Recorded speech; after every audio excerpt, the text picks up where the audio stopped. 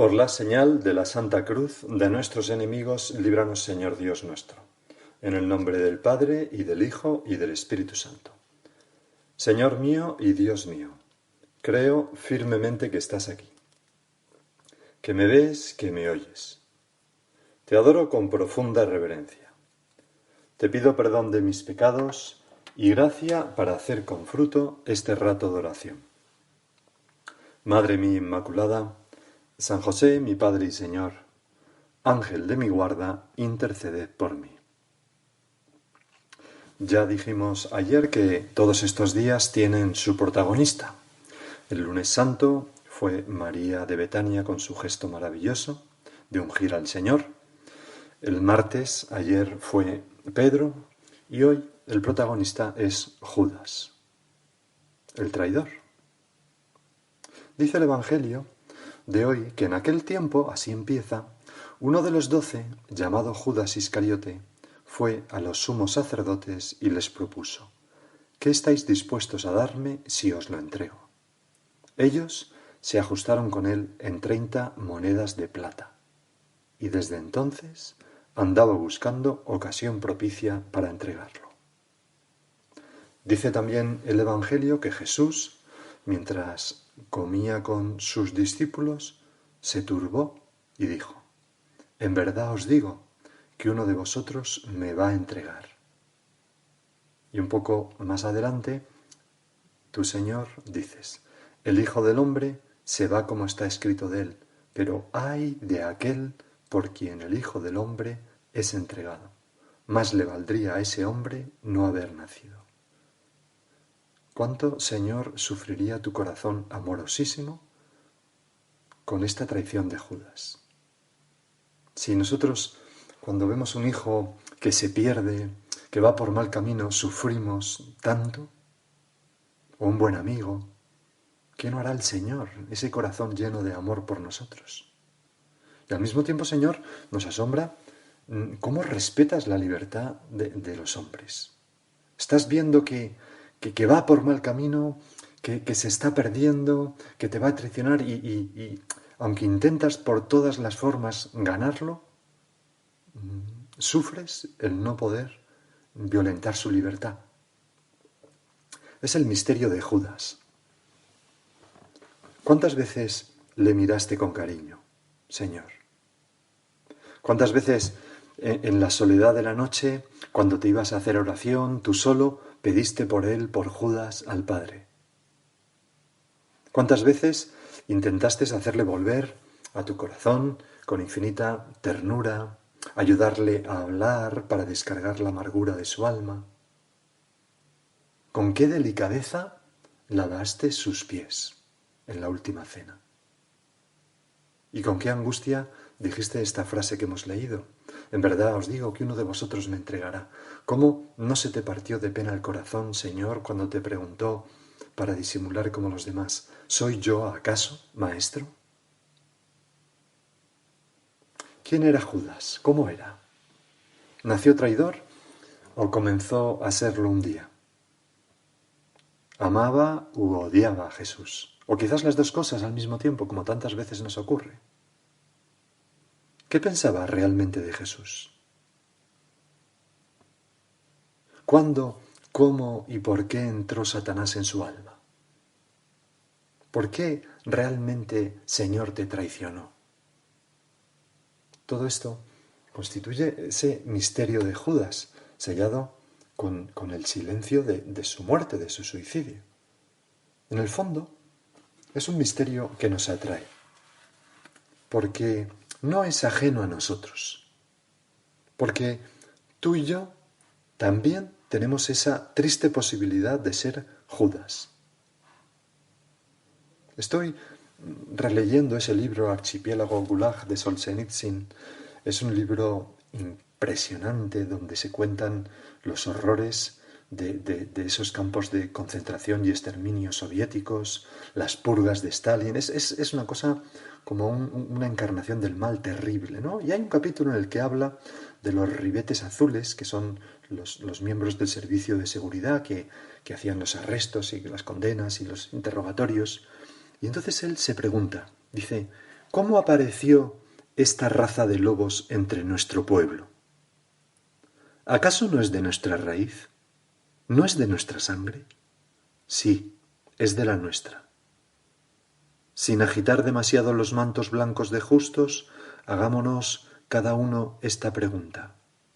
Si mi vida hubiera dado un giro distinto, ¿sería yo un verdugo igual que estos?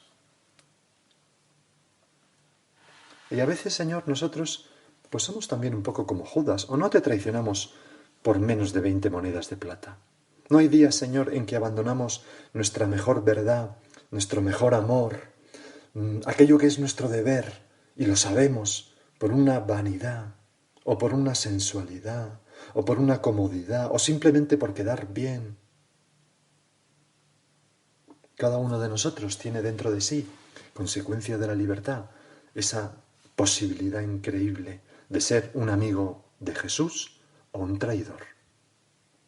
Me acuerdo ahora de aquello que Víctor Frank decía en aquel libro El hombre en busca de sentido. Son las palabras finales del libro, ¿no? Más o menos, cito de memoria, Víctor Frank decía, Auschwitz nos ha enseñado qué es el hombre. Y decía, el hombre es ese ser que es capaz de comportarse como un animal que extermina a sus semejantes metiéndolos en una cámara de gas, que ha inventado las cámaras de gas. Ese es un extremo, dice, pero es también ese ser que es capaz de entrar con la cabeza alta dentro de esas cámaras, rezando el Padre Nuestro o el Shema Israel. Así acaba el libro. Para empezar, Judas era uno de los 12. Llegó a Jesús como los demás, es decir, con defectos, como tú y como yo. Pedro era apasionado y violento, lo vimos ayer. Juan, intransigente. Tomás era desconfiado. Y Judas, pues Señor, por lo que sabemos por el Evangelio, avaricioso. Y fue elegido con sus defectos, exactamente igual que tú y yo y que todos los demás. Y podría haberlos purificado con el amor a Jesús. No era la oveja negra. Desde el principio el Señor no se equivocó al elegirlo. El Señor rezó por él, lo envió a predicar, probablemente hizo milagros como los demás y probablemente expulsó demonios. Y volvió junto con los otros, feliz y contento, a contárselo al Señor. ¿Qué pasó entonces? ¿Cuál es el misterio? Pues hay un momento de crisis que es el discurso del pan de vida de Cafarnaún, donde el Señor promete que va a entregar su cuerpo como alimento. Anota San Juan que al oír esto, muchos de sus discípulos dijeron, es dura esta enseñanza, ¿quién puede escucharla? Desde ese momento, muchos de sus discípulos ya no andaban con él. Señor, no sabemos por quién se dice la primera frase. ¿Quién fue el que dijo, dura es esta enseñanza, quién puede escucharla? Pero no sería extraño que fuera Judas, porque Jesús, tú dices, hay algunos de vosotros que no creen. Y Juan añade, Jesús sabía desde el principio quiénes eran los que no creían y quién era el que le iba a entregar. Es decir, das la impresión, Señor, de unir estas dos cosas, el que te iba a entregar y el que no creía en ti. Que quizás por eso no es demasiado ilógico pensar que fuera Judas. En otra ocasión, Pedro responde con estas palabras, con esas palabras a tu pregunta de quiénes pensaban ellos que eras tú. Señor, ¿a quién iremos? Tú tienes palabras de vida eterna. Y Jesús le dice a Pedro, ¿no os he elegido yo a los 12? Sin embargo, uno de vosotros es un diablo. Y eso debió turbar a todos, pero a Judas debió ser como un cuchillo en su corazón. Ahí quizás tuvo una oportunidad de ir a Jesús y decir, Señor, perdón, estoy un poco enfadado, me ha pasado esto, y mostrar la herida, su falta de fe, su resentimiento, me ha enfadado aquello, no me siento bien lo de más allá. Ahí tuvo una buena oportunidad, y muchas otras que no vienen en el Evangelio. Me recuerda mucho aquello que en el Génesis Yahvé dice a Caín, Caín, ¿por qué estás enfadado? Antes de que mate a su hermano, ¿no? Porque tú podrías ser una buena persona también si te portaras bien. Examínate. Pero Caín no hace caso. Al revés, se llena de resentimiento y mata a su hermano. Pues Después de esa crisis, pasa casi un año entero y tiene lugar la chispa que desató todo. Durante ese año, que fue un tiempo decisivo para Judas, el mal, como un cáncer, creció dentro de él con todas sus ramificaciones, poco a poco, en silencio, con disimulo. Y cuando lo volvemos a encontrar, ya está listo para traicionar. Solo falta esta chispa que fue María de Betania, nuestra protagonista del lunes. Después de que ella ungiera el cuerpo del Señor con ese perfume de nardo carísimo, Judas dice: ¿por qué no se ha vendido este perfume por 300 denarios para dárselos a los pobres? Esto lo dijo no porque le importasen los pobres, aclara San Juan, sino porque era un ladrón. Y como tenía la bolsa, se llevaba de lo que iban echando. Jesús dijo: déjala, lo tenía guardado para el día de mi sepultura, porque a los pobres los tenéis siempre con vosotros, pero a mí no siempre me tenéis. Y probablemente a Judas le humilló esta regañina del Señor en público delante de todos, y que tomara parte por María en vez de por él. Y 2 días después, con este detonante, tiene lugar la tragedia. La hemos leído ya. Se acerca a los príncipes de los sacerdotes y les dice: ¿qué estáis dispuestos a darme si os lo entrego? Y vendió al Señor por 30 monedas de plata, el precio de un esclavo. 150 días de trabajo de un obrero, o sea, 5.000, 10.000 euros. Una miseria. Judas se perdió poco a poco. No fue de golpe. Se acostumbró a decir al Señor que él sí, que le amaba, pero luego no lo demostraba. Y se desencantó. Antes de traicionarte, Señor, dejó de ser apóstol en su corazón. Comenzó a moverse por miras humanas, a robar y aficionarse al dinero, poco a poco. Hay Marianne Glendon, una doctora honoris causa por la Universidad de Navarra, que contaba cómo decía que la sociedad poco a poco iba permitiendo cosas que la estaban destruyendo, la sociedad occidental, y ponía el ejemplo de 2 ranas. Si tú en un recipiente a 60 grados arrojas una rana viva, la rana está incómoda porque está demasiado caliente y salta y sale del recipiente.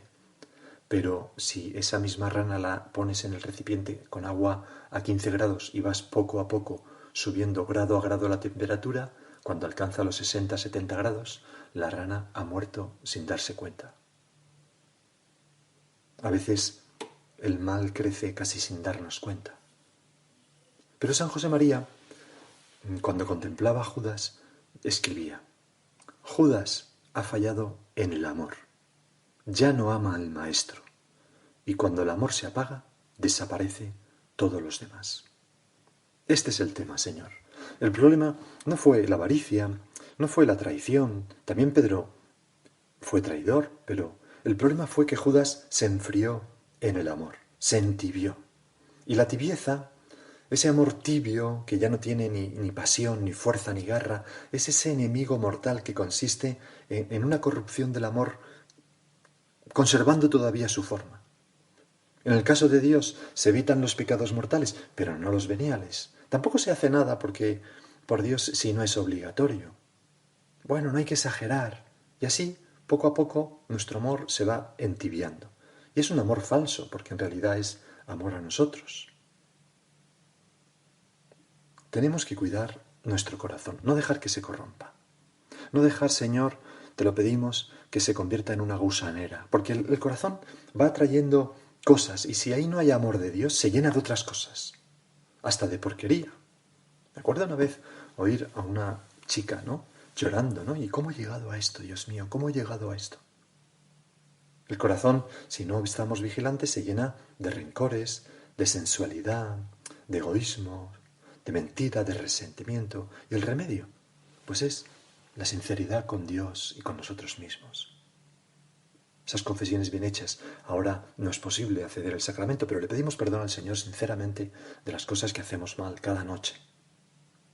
Contar con sencillez lo que nos pasa al Señor, a Dios. San José María decía: tengo dolor de muelas en el corazón. Pues eso, sacar la muela, lo que nos hace daño.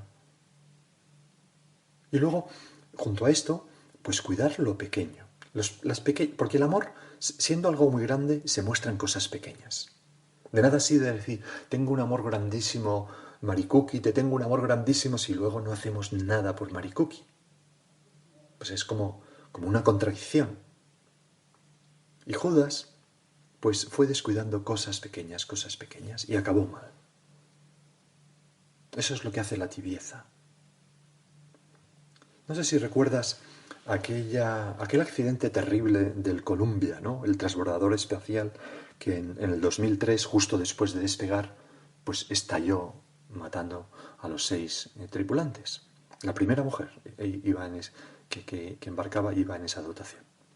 Y entonces me quedé con una noticia porque me impresionó mucho. Decía así: Nueva York, un informe interno de la NASA detectó la existencia de una zona dañada de 75 por 17 centímetros en el ala izquierda del Columbia 4 días antes de que la nave se desintegrara en su reentrada en la atmósfera terrestre, perdiendo la vida sus 7 tripulantes. Los ingenieros de la NASA consideraron que la nave no corría peligro. Era una zona pequeña, pero acabó con aquella nave estupenda que había surcado los cielos. A veces tenemos que cuidar también, Señor, nosotros las pequeñas raposas que se comen la viña, como dice el profeta. Esas cosas pequeñas que enfrían nuestro amor a ti. Y que no estamos rezar de mala forma una oración, pues no darle importancia a aquello de más allá, zanganear o descuidar la vista con aquello, o no pedir perdón inmediatamente y de corazón cuando hacemos algo mal. Nosotros, Señor, no queremos tibieza, ayúdanos. Y para eso tenemos no tanto que evitar las cosas malas, como llenar el corazón de un amor enorme. Y para eso la oración, que es donde nos encendemos en la oración. Y para eso la oración del cuerpo, que es los sacrificios ofrecidos a Dios por amor. Y para eso el darnos a los demás. No nos conformamos con no meter cosas sucias, sino que queremos meter, porque es imposible además. Lo que hay que hacer es meter un gran amor. A olla que hierve no se acercan moscas, decía Álvaro, el beato Álvaro del Portillo. Si tenemos un amor tan grande dentro del corazón, es muy difícil que entren pequeñas cosas, pequeños microbios. Pero vamos a terminar la historia de Judas. Tenemos aquella escena del huerto de los olivos, la veremos, el beso de Judas. El Señor, un beso que lo escucharon los ángeles y los demonios. Judas no se atrevía a mirarte a los ojos, Señor, y bajaba la mirada. Y tú hiciste un último intento. Lo coges por los hombros, los zarandeas para obligarle a mirarte y en voz baja le dices: Judas, con un beso entregas al Hijo del Hombre. Y como no reaccionaba, lo abrazaste probablemente firmemente mientras le decías, llorando de pena al oído: amigo, a lo que has venido. ¿Qué más podía hacer el Señor? Después prendieron al Señor y todo aquello fue demasiado para Judas. Al salir de allí, del huerto de los olivos, parecía más muerto que vivo. Vagó de pena por los campos y se ahorcó. Pero antes fue a los sumos sacerdotes y les hizo esta confesión: pequé entregando sangre inocente. De haber pronunciado estas palabras delante de Jesús, o delante de la Virgen, o delante de Pedro, habría podido cambiar su vida y devolver la paz a su alma. Y hoy sería uno de los 12 apóstoles, San Judas. Señor, que yo sepa acudir corriendo a ti si alguna vez te traiciono, con mucha sinceridad. Me acuerdo haber oído contar, la sinceridad nos salva de tantas cosas, ¿no? No sé si era Albéniz o Falla, uno de esos dos grandes músicos españoles, que estaba pues dando unos conciertos en París y entonces puso un telegrama a su mujer que decía: gravemente enfermo, ven enseguida a París. La mujer pues cogió un tren, tal, y cuando llegó a la estación de París, pues allí en el andén estaba, ya digo que Albéniz o Falla, no recuerdo cuál de los dos, probablemente sea Albéniz, con un ramo de flores enorme, y entonces la mujer le dijo: pero tú no estabas enfermo. Y le dijo: sí, lo estaba empezando a enamorarme de otra mujer. Esa sinceridad, ¿no? Vamos, Señor, a terminar. Te pedimos por Judas, ¿no? No sabemos dónde está Judas, ojalá estuviera en el cielo. Pero vamos a pedirle a la Virgen que nunca caigamos en la tibieza, esa enfermedad del alma que corrompe el amor casi sin darnos cuenta, y que nos ayude a cuidar el corazón, ella que fue la Inmaculada, que nos ayude a cuidar nuestro corazón para que no entre nada malo. Vamos a rezarle con esta poesía que compuso Ernestina de Champurcín. Hazme de nieve, Señor, para los goces humanos, de arcilla para tus manos, de fuego para tu amor. Y ahora que cada uno siga por su cuenta.